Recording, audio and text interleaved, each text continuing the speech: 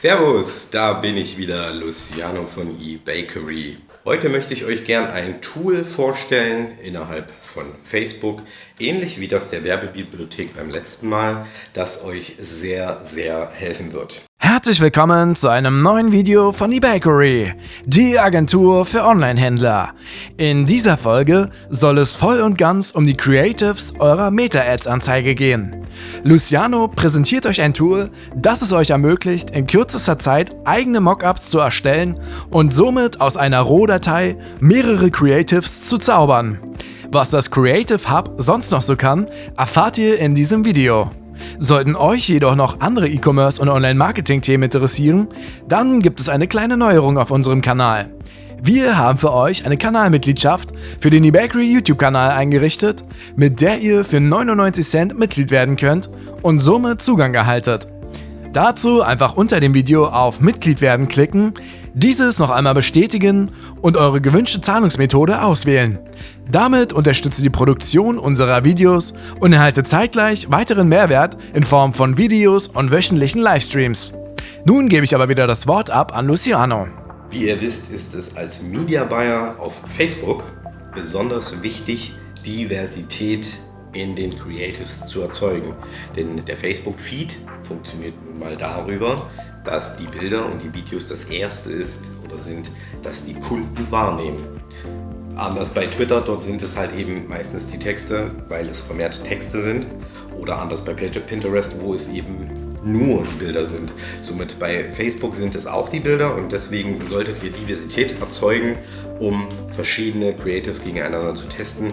Denn wie ihr wisst und wie wir am Anfang der Videos gelernt haben, arbeitet der Facebook-Algorithmus eher damit, eure Relevanz gegenüber dem Kunden zu bewerten, als die Relevanz und die Werthaftigkeit eures Contents. Ihr könnt ein super Angebot haben, aber dennoch vom Facebook-Algorithmus eventuell nicht bevorzugt werden. Denn wie ihr dieses Angebot verpackt, spielt letzten Endes die Rolle. Und wie dieses Angebot beim Kunden ankommt, entscheidet das Publikum. Also testet viele Creatives gegeneinander. Und wenn ihr das tun wollt, müsstet ihr theoretisch, ihr wisst noch, Kampagne, Anzeigengruppe, Werbeanzeige, müsstet ihr theoretisch mehrere Werbeanzeigen anlegen. Müsstet theoretisch immer wieder die Texte einfügen, immer wieder das neue Bild benutzen, immer wieder ein neues Bild verarbeiten mit Texten oder auch ein Video immer wieder mit neuen Texten verarbeiten, denn es spielt eine große Rolle bei einem Video. Schreibe ich am Anfang schon, was ich dem Kunden verkaufen möchte, oder benutze ich am Anfang eine emotionale Ansprache, was eben auch sehr wichtig sein kann. Von Angebot zu Angebot ist es völlig unterschiedlich, was beim Kunden funktionieren kann. Deswegen kommen wir zurück. Ist es wichtig, Diversität in euren Creatives zu benutzen. Probiert alles aus, je mehr, desto besser.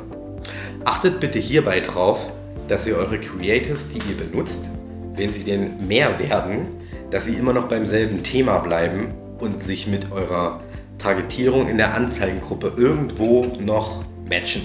Das Creative Hub bietet euch unter anderem die Möglichkeit einer Medienbibliothek, die dafür da ist, um eure Medien zu sortieren und zu speichern. Denn ansonsten müsstet ihr in der Kampagne, Anzeigengruppe, Werbeanzeige immer wieder ein neues Creative hochladen. Das kann manchmal seine Zeit dauern und es ist einfach viel leichter, das irgendwo gesammelt an einem Ort schon mal zu haben, um es dann beim Anlegen einer Werbeanzeige nur noch anklicken zu müssen. Das spart etwas Zeit, gerade wenn man, wie gesagt, viele Creatives testen muss. Neben der Medienbibliothek existiert dann noch ein Tool, um Videos zu bearbeiten oder beziehungsweise aus Bildern ein Video zu erzeugen. Mit Übergängen, die ihr euch aussuchen könnt, mit eingeblendeten Texten, mit Badges, die ihr in die Ecken setzen könnt. Und allein daraus ergibt sich die Möglichkeit, aus zum Beispiel einem einzigen Video enorm viele verschiedene Videos an Creatives zu erzeugen, um dann eventuell eure emotionale Ansprache als erstes zu benutzen. Das kann bedeuten, dass ihr in ein und demselben Video vielleicht zuerst das Angebot direkt nennt oder zuerst mit einer emotionalen Ansprache beginnt oder vielleicht mit einem Scrollstopper, der irgendwie albern ist, je nachdem. Diversität gewinnt. Also zusammenfassend gesagt, heute geht es ums Creative Hub, Medienbibliothek, das Tool zur Videoerstellung aus Bildern, das Tool zur Erstellung von Videos mit eingeblendeten Texten und Badges. Und das soll es dann auch schon gewesen sein. Lasst uns reinstarten. Da wären wir im Business Manager. Nun wollen wir ins Creative Hub und dieses finden wir unter dem Reiter Werbung, Creative Hub. Die Medienbibliothek findet ihr unter Unternehmen verwalten und die habe ich schon geöffnet. Das habe ich gemacht, weil die 2-Stufen-Authentifizierung hier notwendig ist und das lädt zu lange. So, hier habt ihr die Ordner, die ihr für euch anlegt, um die Creatives da drin zu verwalten. Beziehungsweise geht das mit Videos oder Bildern, und in diesem Fall sind es Videos. Ich kann euch das nur raten, das zu sortieren mit Ordnern, denn sonst verliert ihr leicht den Überblick. Und wir machen uns jetzt einen Ordner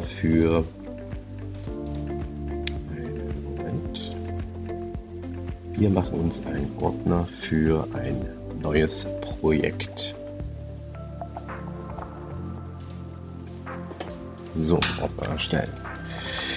Das nennen wir Coke-Tasche.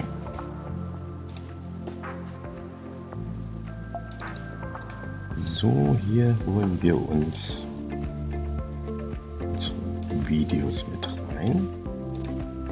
Da finden wir diese 3. Und damit ihr dieses Hochladen umgehen könnt, was bei Videos sehr lange dauern kann, damit ihr das Hochladen umgehen könnt, benutzt eure Creatives einfach hier in der Medienbibliothek und hinterlegt sie so geordnet, dass ihr sie am besten findet. Nun zurück in den Business Manager zum Creative Hub. Achtet darauf, dass ihr das richtige Projekt ausgewählt habt. Und dann möchte ich mit einem kurzen Vorwort beginnen. Ich kann euch immer nur die kleinen Funktionen anreißen. Die detaillierten Beschreibungen findet ihr hier links unter Videoleitfaden starten. Ich kann euch sagen, dass ich das Creative Hub eigentlich sehr gerne benutze, denn es bietet einfach viel besseren Überblick über eure Medien und über die Ausstrahlung bzw. über die Vorschau der Werbeanzeige als solches. Denn hier ist einfach viel mehr Platz. Die Werbeanzeige an sich wird im Werbeanzeigenmanager gespeichert, wenn ihr es denn hier oben auswählt. Und ihr habt einfach ein aufgeräumteres Bild. Starten wir rein. Ihr könnt hier drüben ganz normal, wie auch eine Werbeanzeige, die ihr unter einer Anzeigengruppe innerhalb einer Kampagne anlegt, hier drüben alles auswählen, wie ihr es aus dem Werbeanzeigenmanager kennt. Ihr habt dann die Möglichkeit für den Text, für die Videoerstellung, für die Medien, die ihr dann hier übrigens aus der Medienbibliothek übernehmen könnt. Und da hatten wir zum Beispiel diesen Ordner, Coke-Tasche, angelegt, um dann aus allen 4 Bildern ein Video erstellen zu können. Hier habt ihr übrigens wieder die Möglichkeit, etwas hochzuladen. Und da wir jetzt als Medium Bild festgelegt haben, könnten wir jetzt hieraus eine Bild-Ad machen. Kleiner Hinweis, die verschiedenen Kanäle, in denen die Werbeanzeige ausgestrahlt wird, hat natürlich verschiedene Formate. Das bedeutet, ein Facebook-Feed verhält sich anders optisch als die Facebook-Stories. Genauso das gleiche auf Instagram. Hier könnt ihr dann natürlich anpassen, ob ihr 9:16 oder 1:1 das Format ausstrahlen wollt. Ergibt immer Sinn, auf den jeweiligen Kanal das jeweilige Creative anzupassen. Ihr werdet hier auch ganz einfach durchgeführt und könnt die Platzierung selbst jeweils einzeln ansteuern. Das geht zum Beispiel hier auch nochmal, denn es gibt Formate, die zum Beispiel nur als Video ausgestrahlt werden können oder andere Anforderungen haben. Hier ändere das Medium diese Platzierung zu einem Video, seht ihr, das meine ich. Hier kann man nur ein Video verwenden und hier könntet ihr jetzt, wenn ihr unbedingt alle Platzierungen abdecken wollt, das Creative zu einem Video ändern. Oder ihr wandelt es in ein Video um.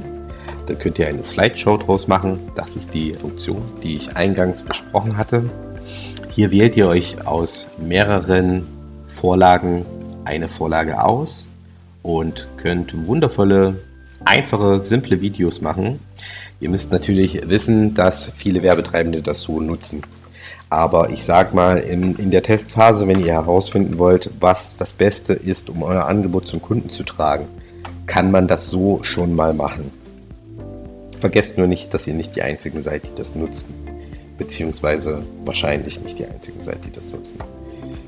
Somit hätten wir die Videofunktion, die Medienbibliothek und das Einstellen der jeweiligen Formate in den einzelnen Kanälen. Ihr seht hier die 16 Platzierungen. Hier bitte noch ein kleiner Hinweis, wenn ihr eine Anzeigengruppe anlegt, beziehungsweise Werbeanzeige, ihr werdet fast ganz unten immer gefragt, ob ihr eine automatische Platzierung wählen wollt. Und das würde ich verneinen, eine manuelle Platzierung wählen und Dinge, wie zum Beispiel die rechte Spalte aus Facebook, eventuell ausschließen. Natürlich habt ihr dann weniger Kanäle, auf denen eure Werbung ausgestrahlt wird, aber erinnert euch bitte, wann ihr das letzte Mal auf dem Desktop auf der rechten Seite von Facebook eine Werbung angeklickt habt. Also ich habe das noch nie getan. Das ist eventuell verschwendetes Budget. Ebenso im Facebook-Postfach Messenger bin ich persönlich noch nie auf eine Werbung draufgegangen. Ich bin nicht der Status quo des gesamten Publikums. Dennoch muss man sich überlegen, ob man das Geld hierfür ausgeben will oder dass es lieber in einer Story im Großformat angezeigt wird. Ihr könnt natürlich in das Bild bzw. das Video eben, wie ich es euch gezeigt habe, das Video, das ihr euch hier anlegen könnt ihr noch Badges etc. ähnliches darüber legen. Wir machen das jetzt mal relativ kurzfristig. Ihr könnt hier noch einen Sticker drüber legen, der vielleicht sowas sagt wie 5%. Die Größe könnt ihr ändern, die Position könnt ihr ändern. Und so könnt ihr Diversität erzeugen. Das ist ja auch Sinn und Zweck der Geschichte. Hier haben wir die Übergangszeiten, das sind die Sekunden. Ich empfehle hierbei, wenn ihr mehrere Bilder zu einem Video zusammenfasst. Hier finden wir die Tasche. Wenn ihr mehrere Bilder zu einem Video zusammenfasst, versucht die 15 Sekunden nicht zu überschreiten, denn die Ausstrahlung aller Kanäle, wenn ihr alle Kanäle benutzt, ist das niedrigste 15 Sekunden. Das heißt, ihr deckt alle Kanäle von Facebook, Feed, Instagram etc., Audience Network ab. Nur passiert es bei über 15 Sekunden, dass einige Kanäle dann damit nicht mehr arbeiten können. Das werdet ihr dann aber auch natürlich unter Platzierung, wo wir eben waren, hier drüben sehen. Jetzt haben wir kein Creative ausgewählt, Moment. Das werdet ihr hier drüben dann natürlich sehen. Unter Platzierung wird euch dann eine Fehlermeldung angezeigt, wenn das Video zu lang ist. Und gut, ich denke, dieser Überblick müsste hoffentlich helfen, um möglichst viele Mockups und viele Creatives gegeneinander zu testen. Man muss sich ein wenig reinfuchsen. Nicht jede Funktion ist sofort ersichtlich, dafür ist der Leitfaden da, der führt euch da durch. Das war's zum Thema Creative Hub. Ich hoffe, diese kleine Vorstellung des Tools konnte euch helfen. Wenn man sich reinfuchst und Mühe gibt, kann es eine sehr, sehr nervensparende Sache sein. Bis zum nächsten Mal. Ich denke, es ist nun klarer geworden, was das Creative Hub ist, wo ihr es findet und wie ihr es auch für eure Creatives anwendet. Sollte es dazu noch Fragen geben, hinterlasst uns diese in den Kommentaren. Ansonsten helfen wir von eBakery euch bei euren Paid Ads, ob Google, Facebook, Instagram oder andere Plattformen. Wir unterstützen euch gerne dabei. Alle Infos erhaltet ihr auf der Seite oben rechts, auf der ihr dann auch einen Termin vereinbaren könnt. Wir hören uns dann in der nächsten Folge wieder. Macht es gut, euer eBakery Team.